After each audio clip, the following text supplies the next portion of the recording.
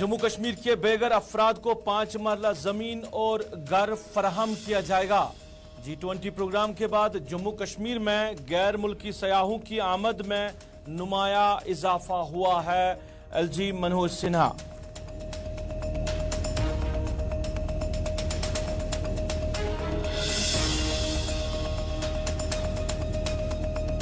Opposition जमातों के इत्तेहाद से घबराकर बीजेपी ने तोड़फोड़ की शुरू। यूनिफॉर्म सिविल कोड के जरिए ये किस कानून को लाना चाहते हैं, क्योंकि मुल्क के अंदर हर सतह पर तो बराबरी है। PDP सदर महबूबा मुफ्ती।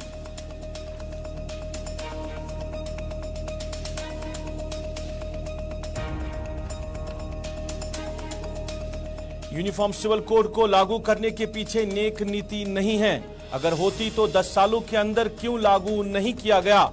बीजेपी का मकसद लोगों को अपनी तरफ माइल करना है ताकि आने वाले इलेक्शन के वक्त फायदा ले सके। डॉक्टर मुस्तफा कमाल।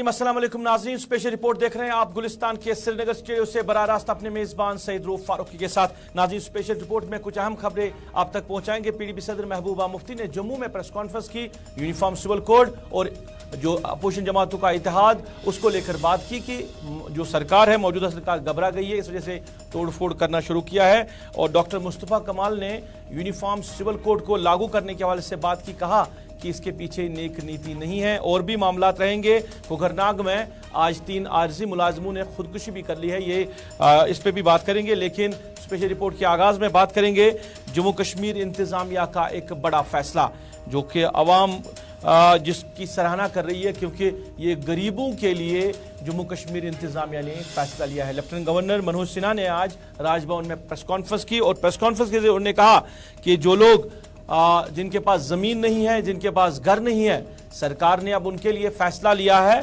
कि बेघर अफराद को 5 मरला जमीन और घर फराहम किया जाएगा।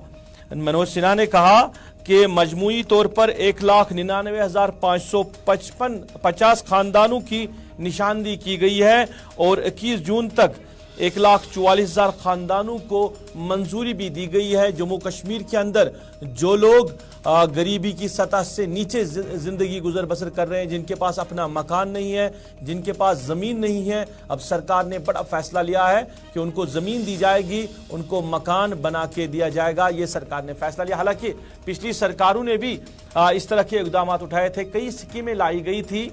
IAY स्कीम जो है वो एक इसी के लिए लाई गई थी ताकि गरीबों को मकान बना के दिया जाएगा, पर अकाउंटेबिलिटी ना हुई, क्योंकि अकाउंटेबिलिटी न रहने की वजह से उन गरीब लोगों को फायदा नहीं मिला है। अब जब ये सरकार ने फैसला लिया है, पर इसमें भी कहीं ना कहीं अकाउंटेबिलिटी जरूरी है। LG मनोज सिन्हा ने प्रेस कॉन्फ्रेंस में और क्या कुछ कहा, पहले आपकी नजर करते हैं, फिर इस मुद्दे पर और आगे बात करेंगे।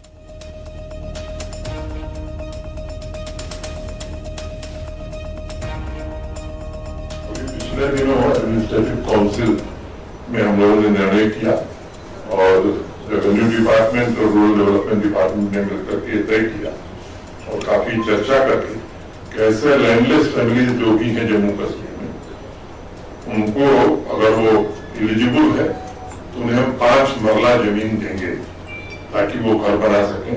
अभी 2711 ऐसे इतने परिवारों को जो कि लैंडलेस थे, उनको प्रशासन ने जमीन दी है। और आगे भी जो हमारी सूची है PMAY के जो एलिजिबल कैंडिडेट हैं, जिनके पास भी आवास नहीं, जैसे जैसे भारत सरकार से आवास आता जाएगा वैसे उनको जमीन देकर के हम उपलब्ध कराएंगे। आप में से अनेक लोगों को मालूम है, इसी वर्ष मई में भारत सरकार ने PMAY में लगभग 1,99,550 1,99,550 PMAY में अतिरिक्त मकान दिए थे। तो जो वेटिंग लिस्ट हमारी है उसको कैसे सैचुरेट किया जाए इस दृष्टि 711 खानदानों को अराजी दी गई, यानी उनको 5-5 मरला जमीन दी गई है और जो लोग मुस्तहिक हैं उनको सरकार मकान बना के देगी, जमीन देगी और जमीन पर उनको मालिकाना हुकूक भी दिए जाएंगे। ये सरकार का एक बड़ा फैसला। कई लोग जो थे इस फैसले को लेकर इंतजार कर रहे थे, मुंतजिर थे कि सरकार उनको घर बना के देगी। सरकार की सराहना करनी होगी इस फैसले पर इसमें भी अकाउंटेबिलिटी जरूरी है, क्योंकि पिछली सरकारों में जब हमने देखा कि लोगों को, जिन लोगों को देना चाहिए थे, जो मुस्तहिक थे, उन तक नहीं पहुंच पाया। अगर आज अकाउंटेबिलिटी नहीं रहेगी फिर जो गरीब है, जो जरूरतमंद है, वो नजरअंदाज होंगे और असर रसूख वाले ही इससे फायदा हासिल करेंगे। तो चाहिए कि इस पर अकाउंटेबिलिटी हो। इसके साथ साथ प्रेस कॉन्फ्रेंस में एलजी मनोज सिन्हा ने G20 प्रोग्राम के हवाले से भी बात की। उन्होंने कहा कि G20 टूरिज्म वर्किंग ग्रुप की मीटिंग कश्मीर के अंदर होना एक बड़ा फैसला था, एक सराहना फैसला था, क्योंकि G20 समिट होने के बाद वादी कश्मीर के अंदर जो सयाहों की आमद है उसमें इजाफा हुआ है, खासकर गैर मुल्की सयाह यानी इंटरनेशनल टूरिस्ट को जो सरकार का मंसूबा है यहाँ पे लाने का, सरकार का मंशा है, उसमें कहीं ना कहीं सरकार को कामयाबी मिली है। और एलजी मनोज सिन्हा ने कहा कि G20 प्रोग्राम के बाद यहाँ पे गैर मुल्की सयाहों की जो आमद है उसमें काफी ज्यादा इजाफा हुआ है।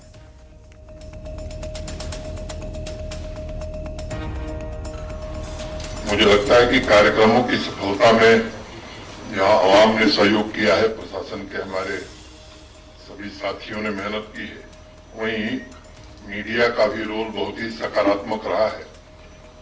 चाहे वो G20 का आयोजन हो, उसके कारण मैं मानता हूं कि हिंदुस्तान में ही नहीं दुनिया में एक अच्छा मैसेज गया है। और जो लोग भी यहाँ आए थे, एक प्रतिफल उसका दिखाई पड़ रहा है कि अब बाहर के देशों से भी टूरिस्ट के आने की संख्या बढ़ने लगी है और आगे और बढ़ेगी। अनेक महत्वपूर्ण आयोजन उसके बाद श्रीनगर में हुए। एक आयोजन हुआ था, आप में से कुछ लोगों ने कवर भी किया। भारत सरकार के डेयरी मिनिस्टर आए थे, दोनों स्टेट मिनिस्टर आए थे और लगभग 17 राज्यों के डेयरी मिनिस्टर श्रीनगर आए थे 2 दिन की कॉन्फ्रेंस में। इंडियन सिस्टम ऑफ मेडिसिन का भी कार्यक्रम श्रीनगर में हुआ। इंजीनियर्स एसोसिएशन की बैठक पहली बार श्रीनगर में हुई। मुल्क की मौजूदा सूरत हाल पे पीडीपी सदर महबूबा मुफ्ती ने बात की। आज जम्मू में प्रेस कॉन्फ्रेंस की और खासकर महाराष्ट्र के अंदर जो ग्रुपबंदी हुई है, एनसीपी के अंदर जो तोड़फोड़ हुई है, उसको लेकर उन्होंने बात की। और इसके साथ साथ यूनिफॉर्म सिविल कोड के हवाले से जब उनसे पूछा गया तो उन्होंने इस हवाले से भी बात की कि अगर मुल्क के अंदर सब कुछ यकसा चल रहा है तो यूनिफॉर्म सिविल कोड किस वजह से लाया जा रहा है, क्योंकि मजहबी जो मामलात को छोड़कर मुल्क के अंदर जो मामलात है वो बराबरी पे चल रहे हैं। यानी उन्होंने सरकार को हद पे तनकीद करते हुए कहा कि नौकरियों का वादा दिया गया था पर नौकरी किसी को नहीं मिली, ना मुसलमान को, ना सिख को, ना क्रिश्चियन को, ना किसी को मिली है, ना हिंदू को। और इसके साथ साथ उन्होंने महंगाई की बात की। महंगाई पे तो हर कोई महंगाई की मार झेल रहा है। यानी हर मामलात में अगर जो यूनिटी है, हर मामलात में अगर इक्वलिटी है तो फिर यूनिफॉर्म सिविल कोड लाने का मकसद क्या है। उन्होंने कहा कि ये समझ से बाहर है। मजहबी मामलात को छोड़कर हर एक जगह पे कहीं ना कहीं बराबरी मुल्क के अंदर चल रही है।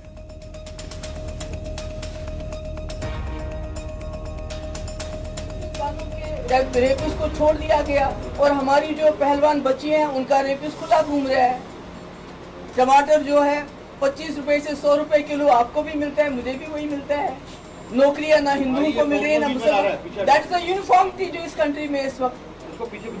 गैस की जो कीमत है 500 से 1200 हो गई है, वो यूनिफॉर्मिटी है। आप इन्होंने कहा था कि 2 करोड़ रोजगार देंगे, ना आपको मिला, ना मुसलमान को, ना मिला हिंदू। वो तो सब यूनिफॉर्म चल रहा है। अब कौन सी यूनिफॉर्मिटी लाना चाहते हैं वो मुझे बताइए। जब आप यूनिफॉर्म सिविल कोड से मुझे सवाल कर रहे हैं, मुझे बताइए आप किस कानून की बात कर रहे हैं। अगर वो कोई ऐसा कानून है जिससे टमाटर की कीमत फिर 25 रुपए हो जाएगी, यहाँ के नौजवानों को 2 करोड़ रोजगार मिलेगा, अगर पहलवान बच्चियों को इंसाफ मिलेगा, उनका रेपिस्ट जेल में डाल दोगे आप, तो शायद हो सकता है कि किसी को कोई ऐतराज। लेकिन बीजेपी के वो तो आपको हिंदू लॉ में भी इस वक्त डिस्क्रिपेंसीज है, उसमें डिस्क्रिमिनेशन हो रहा है। अगर इस किस्म का कोई अच्छा कानून आता है जिसमें औरत मर्द के बराबर उसको हुकूक मिलते हैं, उसको प्रॉपर्टी राइट्स मिलते हैं जो हिंदू लॉ में भी नहीं है, तो उसमें तो ठीक है। मगर उसके साथ साथ जब बच्चों का बलात्कार हो उसके लिए जो कानून है उसको तो इम्प्लीमेंट कर लीजिए। हमारी पहलवान बच्चियां कितने महीनों से दर हो रही हैं, आप तो वो रेप। इधर नेशनल कॉन्फ्रेंस के सीनियर लीडर डॉक्टर मुस्तफा कमाल ने भी यूनिफॉर्म सिविल कोड लागू करने के हवाले से बात की। उन्होंने कहा कि यह कानून लागू करने के पीछे नेक नीति नहीं है। अगर नेक नीति होती तो 10 साल से मुल्क के अंदर बीजेपी की सरकार चल रही है, 10 सालों के अंदर लागू क्यों नहीं किया गया। उन्होंने कहा कि इस सारे मामले का मकसद है, यानी यूनिफॉर्म सिविल कोड लाने का मकसद सिर्फ यह है कि लोगों को अपनी तरफ माइल करना और इलेक्शन में फायदा हासिल करना।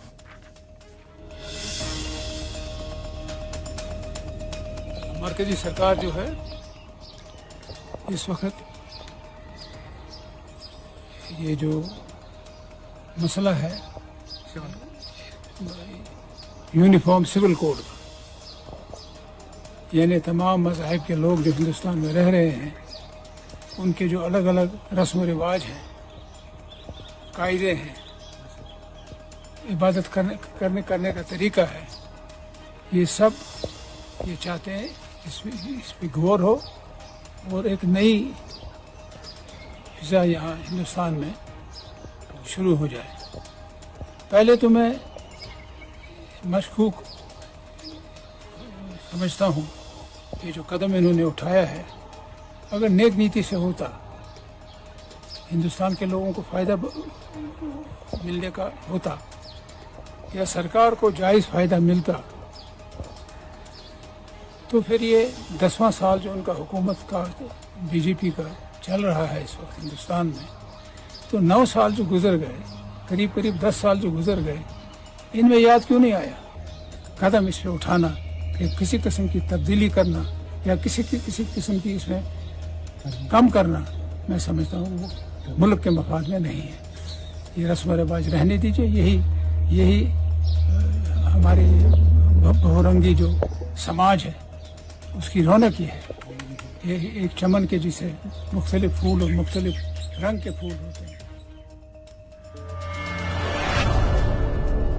नाज़रीन, वादी कश्मीर के अंदर बिजली की सूरत हाल जो की तू है, यानी शदीद गर्मी के बावजूद भी बिजली कटौती है और कई इलाकों में 4 घंटे, कई 6 और कई जो है इससे ज़्यादा भी बिजली कटौती हो रही है। लोग जो है वो परेशानियों में हैं और मुश्किलात के शिकार हो रहे हैं। और बिजली कटौती के बीच में ही अब जो महकमा है, सरकार है, उन्होंने एक और फैसला लिया है कि जिन इलाकों के अंदर स्मार्ट मीटर्स नस्ब किए गए हैं उन इलाकों के अंदर लोगों से कहा गया है कि वो पोस्ट पेड मोड से अब प्रीपेड मोड की तरफ आ जाए।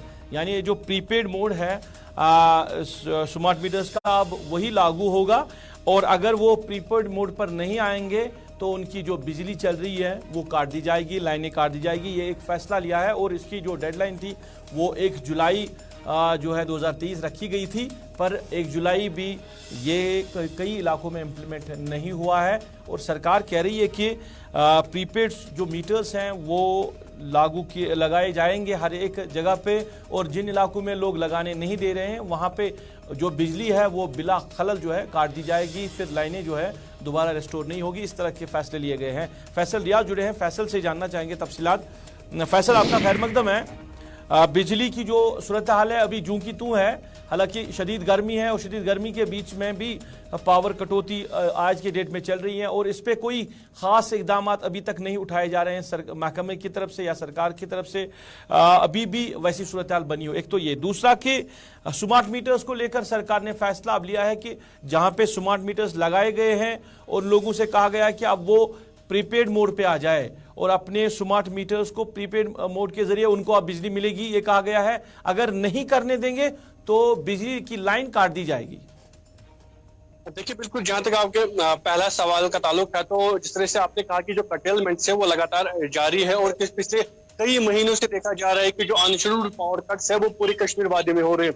वही कल ही एक खबर सामने आई थी कि जो MHPC है जो यहाँ पावर डिस्ट्रीब्यूट करते हैं, यहाँ पे पावर सप्लाई करते हैं, उन्होंने 25% की जो कटौती की है, क्योंकि ऐसा जम्मू कश्मीर सरकार के साथ बहुत ज्यादा है, क्योंकि हाल लास्ट ईयर ही करीब 11,000 जो है जम्मू कश्मीर सरकार को बकाया NHPC की बिजली दी गई है, लेकिन उनका पैसा जो है अभी तक नहीं दिया गया। तो वजह यह है कि उन्होंने पावर सेटलमेंट किया, उन्होंने पावर सप्लाई कम की, और जम्मू कश्मीर सरकार भी अब नहीं चाहती कि उनसे अब एक बार फिर से बिजली मांगी जाए, क्योंकि अभी इनके पास पैसा बहुत सारा है। तो आए दिन ऐसा जो है ये लगातार देखने को मिलेगा, जब तक ना लोग जो है फीस भरेंगे, उस फीस के बाद जो है बिजली सप्लाई जो है बहाल हो जाएगी। वही जहाँ तक प्रीपेड मीटर्स के का ताल्लुक है, तो पूरे कश्मीर वादी में करीबन 12 लाख के करीब कंज्यूमर थे KPDCL के, जहाँ पहले फेज में करीबन 1,10,000 जो कंज्यूमर्स को जो स्मार्ट मीटर्स लगाए थे, उसमें से 55,000 स्मार्ट मीटर्स को जो है आप पोस्ट पेड से प्रीपेड मीटर पे करना था, जिसके लिए 1 महीने का टाइम दिया गया था।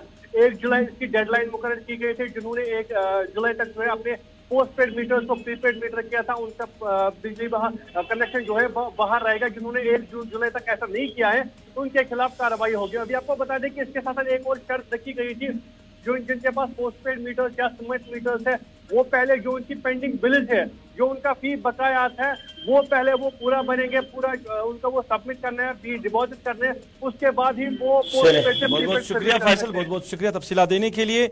बिजली की सूरत हाल अभी बदल नहीं रहे, वादी कश्मीर के अंदर बिजली जो कटौती है वो चल रही है। इस बीच में सरकार ने स्मार्ट मीटर्स को इंस्टॉल करने के लिए इकदाम उठाए हैं। जहां लगे हैं वहां उनको लोगों को कहा गया है कि प्रीपेड मोड पर आ जाइए, तभी आपको बिजली की सप्लाई मिलेगी, और जिन इलाकों में नहीं लगाने दिए जा रहे हैं वहां पे बिजली जो है लाइन काट दी जाएगी। ये इस तरह का फैसला अब जो है महकमे ने लिया है।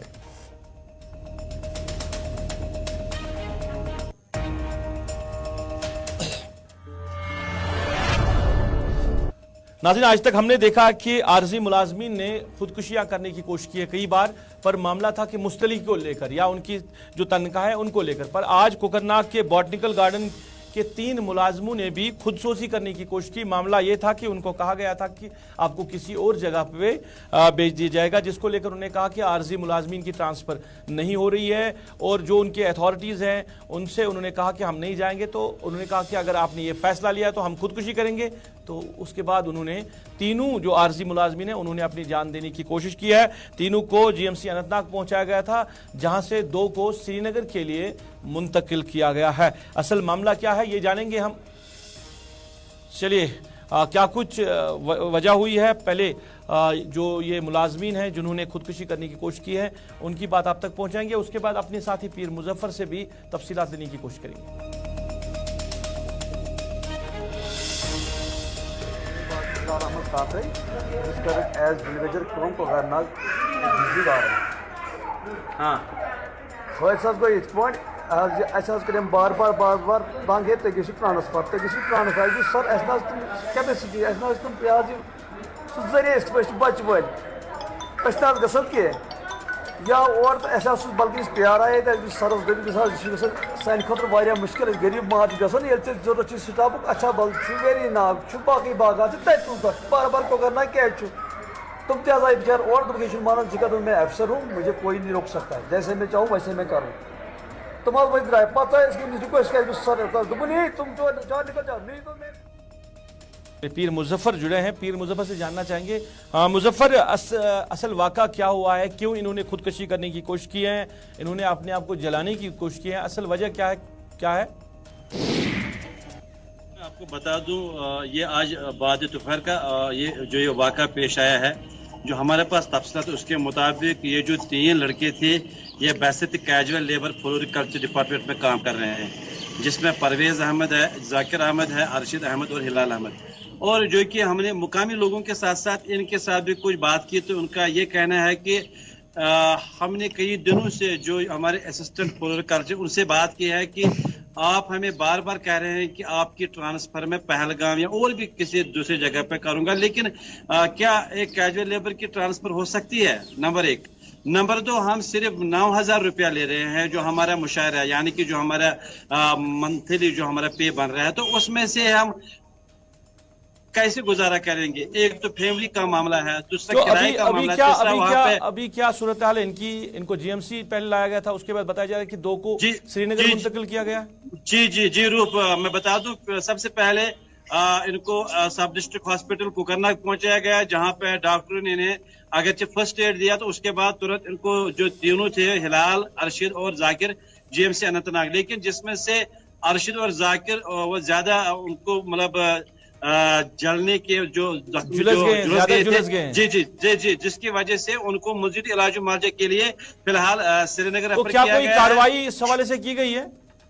फिलहाल जो हमारी बात अभी ऑफिसर से हुई है, पुलिस उनका कहना है कि इस हवाले से पुलिस ने केस दर्ज करके तहकीकात शुरू कर दी। आया कि जो ये असली वजह है, जो इन्होंने खुदसूजी की है, असली मामला क्या है, और जो असिस्टेंट है वो उसको फिलहाल हिरासत में लिया गया है, उससे भी पूछताछ जारी है कि क्या वजह है कि कैजुअल लेबर आज मजबूर हो गई खुदसूजी करने पे। लेकिन आप जो मुकामी लोग या बाकी जो वहां पे अमला है, उनका ये कहना है कि बहुत बहुत शुक्रिया पीर मुजफ्फर। आरजी मुलाजमीन ने खुदसूजी करने की कोशिश की, अपने आप को जलाने की कोशिश की, क्योंकि जो उनका कंसर्न वहाँ पे ऑफिसर है वो उनकी ट्रांसफर कर रहा है, और उनका ये कहना है कि 9000 उनकी माहाना उजरत है, इसमें वो कैसे पहलगाम के लिए उनको ट्रांसफ़र किया जा सकता है, और जो आर्जी मुलाजमीन हैं उनको आज तक ट्रांसफ़र पॉलिसी में नहीं लाया जाएगा। तो इस वजह से कहीं ना कहीं बहस मुबासा हुआ। उसके बाद इन तीनों मुलाजमों ने खुदसूजी करने की कोशिश की है, जिनके बाद अस्पताल पहुंचा के 2 को श्रीनगर मुंतकिल किया गया।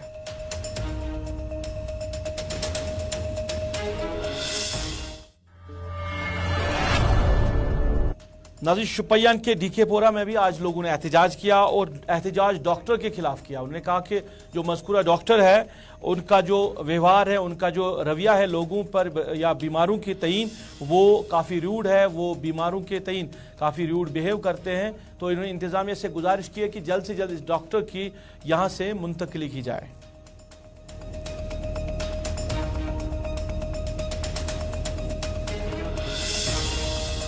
का औकाफ सदर हूँ कि जब मैं भी जाता हूँ हॉस्पिटल में, लेकिन जब मैं वहाँ से आया हूँ तो मेरे पास भी बहुत सारे पेशेंट आए हैं कि वहाँ पर एक डॉक्टर साहिब है जिसका नाम है जावेद अहमद। डॉक्टर साहब इस वक्त इंचार्ज है वहाँ पर, लेकिन वो हमें अच्छी तरीके से केयर नहीं करता है, वो हमारे साथ बदतमीजी कर रहा है। हमने अपनी नोटिस में लाकर उससे पूछा कि आप को सिर्फ पेशेंट देखने हैं, आप कल एक दफ़ा मीडिया लाता है, दूसरी दफ़ा ये करता है कि आज मैंने एक पेशेंट देखा, दूसरी दफ़ा बोलता है कि यहाँ पर कोई पेशेंट नहीं आ रहा है। आपका काम है डॉक्टर, आप खुदा के निचले हिस्से से हो, आपकी बराबरी हम करते हैं, लेकिन मेहरबानी करके पेशेंट के साथ अच्छी तरीके से पेश आइए। लेकिन बदकिस्मती की वजह से क्या पता डॉक्टर साहब कैसे पेश आ रहा है कि लोग मुतमईन नहीं है।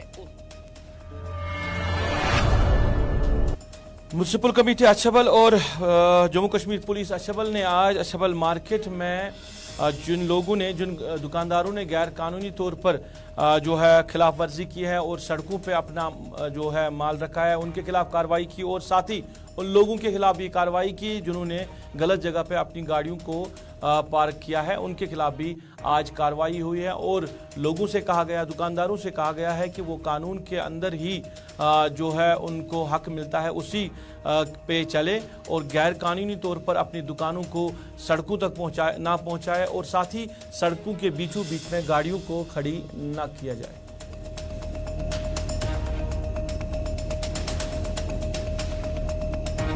आज एक ड्राइव किए जिसमें एसपी साहब भी थे, हम भी थे, मेरा स्टाफ भी साथ था, और जो पटरियां वगैरह थी वो हमने बुरी तरह हटा दी। और साथ ही हमने जो ट्रैफिक जैमिंग के लिए जो पार्किंग वगैरह का वो भी मैंने देखा है, वो कहाँ पे क्या होगा वो भी हम कर रहे हैं, उसका इंतजाम भी हम कर रहे हैं। और क्योंकि आज मैं देख रहा हूँ कि लोगों का रश बढ़ रहा है और लोग जो अछबल की तरफ बढ़ रहे हैं, और इस बारे में हम मतलब बहुत कोशिश करेंगे कि लोगों की हर किस्म की सहूलियत मैसर। लोगों से मेरी इल्तिजा है आपके चैनल के माध्यम से कि वो पटरी पर कब्जा न करे, ताकि मुझे कोई मतलब सख्त इकदाम उठाना न पड़े। सिंगार, इसके साथ ही अभी तक की स्पेशल रिपोर्ट में बस इतना ही। आप गुलिस्तान न्यूज़ के साथ जुड़े रहे, गुलिस्तान न्यूज़ पे खबरों का सिलसिला जारी रहेगा। अभी तक के लिए अपने मेज़बान को इस वादे के साथ दीजिए इजाज़त। आप खुश रहेंगे, आबाद रहेंगे, हमें भी अपनी नेक दुआओं में याद रखेंगे। अल्लाह आपका, हमारा सबका हाफिज़ व नासिर।